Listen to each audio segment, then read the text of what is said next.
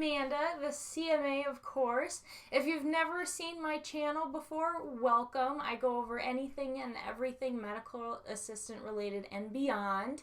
If you've seen my channel before, and hopefully you're a subscriber, welcome back as well. So today what we'll be going over is interviews. You got an interview, which is great.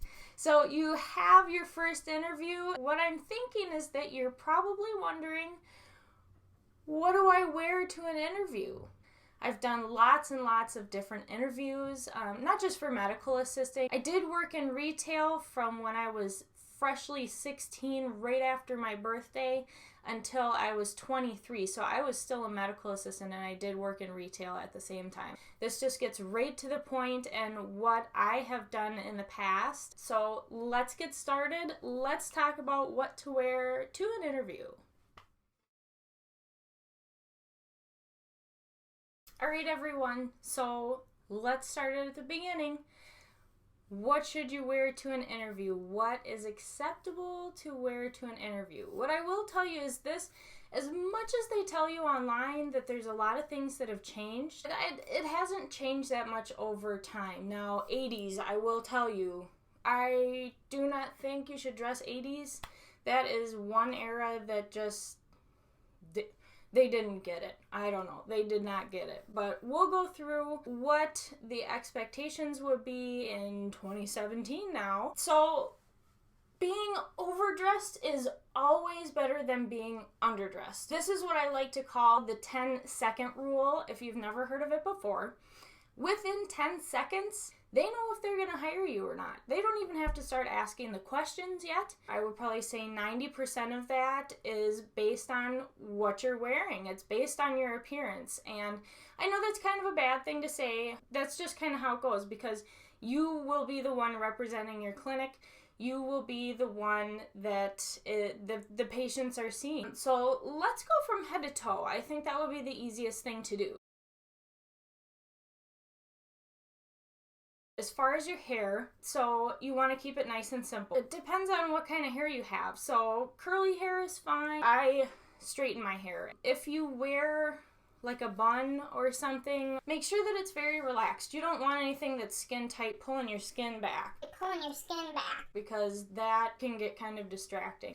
If you are a male looking for the position, just make sure that it's well groomed. You got a haircut. We don't want any shaggy mops on our head. That's the biggest thing about these interviews, is they want to see you looking fresh, just like the Fresh Prince of Bel-Air.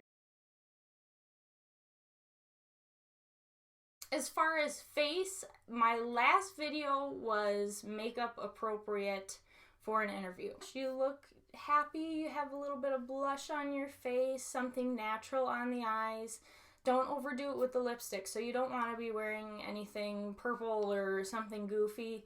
I would also say stay away from red. Red is a very powerful color. Anything that you wear to an interview, do not wear red. That'll throw off the person that is interviewing you. That kind of gives them a bad vibe right away. For your nails, I am a perfect example right now. I don't even have any polish on my nails, and that is perfectly fine to go to an interview. You don't want any crazy colors. If anything, you want more of a clear gloss, or you can do like a neutral tone. Make sure that they are short and well groomed. This goes for men as well. You probably don't want to wear any nail polish though. Just keep your nails short and make sure that you are well groomed. Men, you've got it easy on this one.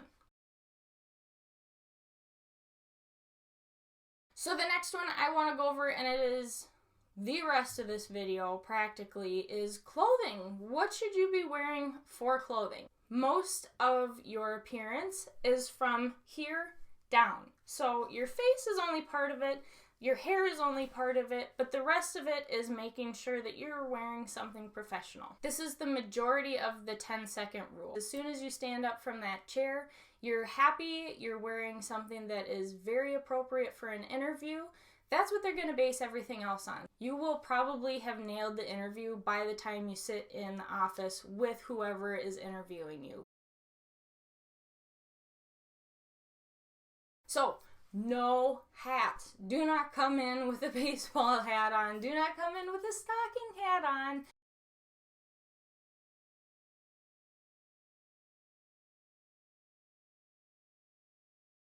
So next thing, head to toe, let's talk about shirts that you can wear to an interview. Shirts can be semi-casual. Remember, it's always better to overdress than underdress. What I always do, I'm always wearing a business jacket, and then I'll wear something nice underneath it, like a blouse like what I'm wearing right now. So this is what the jacket would look like. Yes, it does have shoulder pads in it, but those are appropriate for nowadays. Nothing's changed over a long time. I actually haven't wore this thing in 3 years. I actually went to my interview for my current job in this jacket. For men, I would also suggest wearing some kind of jacket as well, a sports coat or something. Make sure that you're wearing a tie and then also a dress shirt underneath it. The best colors to wear for men and women if you're wearing some sort of jacket or dress pants or dress skirt is either a navy blue, some sort of a gray color, so light gray, medium gray, or dark gray, or black. For men also, and for women, with blouses or any shirt that you would be wearing, make sure that it's a muted tone or a jewel color. What that means is it's a solid color, like a blue or green, whatever you like, whatever color you really like. Don't do any red. Red is a very powerful color. With men, make sure that your tie kind of ties in. I know it was awful, but that was a very good pun. Your tie ties in to the rest of your wardrobe. Moving on, let's talk about pants and skirts. Pants and skirts. It's perfectly acceptable for women to wear pants as well as men. There is no difference. That's probably one of the things that has changed over the past quite a few eons here. Make sure that they're nothing too tight, nothing too loose. They are the correct length. What I probably suggest is bringing somebody with you and they can help you pick out what would be a good pair of pants for you to wear. As far as skirts for women, make sure that it is below the knees. You don't want them right at the knee. You want it under the knee. Pencil skirts are actually appropriate as long as they fit correctly. You don't want them too tight either. If you can't bend down in the skirt or if you can't cross your legs, then you probably don't want to wear that skirt. Save that one for a different day, different occasion, but not for an interview. You should always, always, always wear some kind of tights or some kind of stockings with your skirt. Do not ever have bare legs. You want to wear something over your legs. That is seen as the most professional thing that you can do if you wear a skirt. Now, as far as shoes go, women, you want to wear a little bit of a heel with your shoe. You want to wear a 1-inch heel, maybe a 1.5. It kind of depends. Do not wear boots. So if you're wearing a skirt, then you do not want to wear boots. If you're wearing dress pants, boots are appropriate because they can't see what you're wearing underneath the pant leg. With men, obviously you'll want to wear just a normal pair of dress shoes, a brown color or a black. I know this sounds awful and it's so much to take in and you're like, Amanda, this is too much and you're completely wrong. Half of this stuff I really do apologize for because it's not things that I believe in, it's just the interview process. And if I could change it, I would. Seriously, if I could show up in sweatpants and a t-shirt to an interview, I would be perfectly fine. I would be happy as a clam. It'd make me feel so much more comfortable than wearing possibly uncomfortable clothes to an interview. There are two other things that I do want to go over. So the first one has to deal with accessories. You have to be very careful with accessories. This counts everything. So there is a 10 accessory max. You want to follow that because sometimes interviewers will count. So this counts 1 earring over here and 1 earring over here, a necklace, buttons on your jacket or your sleeves, your belt, and any other accessories that you might have. I do think that a watch is a very good accessory to wear to an interview. That to them, if they are looking very hard and if they are a very, very good interviewer, if they are a seasoned interviewer, they will know that if you are wearing a watch, that means that you are very concerned about time. And with medical assisting, your whole job is about time management. Obviously, men, they probably don't want you to wear earrings. So this kind of plays into the next part of it. The last part that I will go over, and I know you're probably going to be like, what?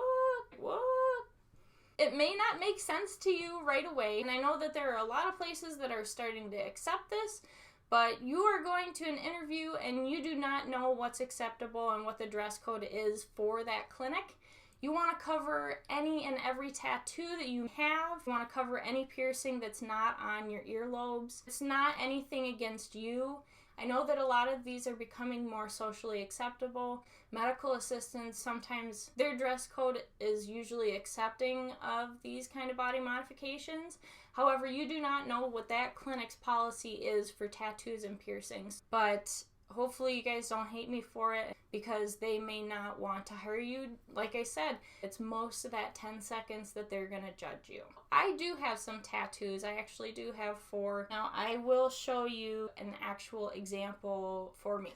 So, as you can see on my arm, you don't really see anything. But if I take my watch off, I do actually have a tattoo there. So another tattoo that I do have is this big guy right here. It's my flower, and I cover that up with what I'm wearing right now. So as you can see, I do have the ability to cover up my tattoos.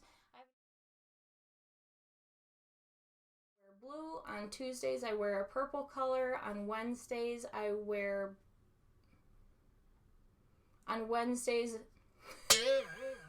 forgot what color I wear on Wednesdays. Alright guys, well I think that's it for today. I know it was a lot to take in. If you have any questions, always leave them in the comments box. And don't forget to subscribe, because I have another interview one on the way. It's going to be how to build your resume and how to go through with the interview. So hopefully you're looking forward to the next one. We'll see you next time. Thanks for watching.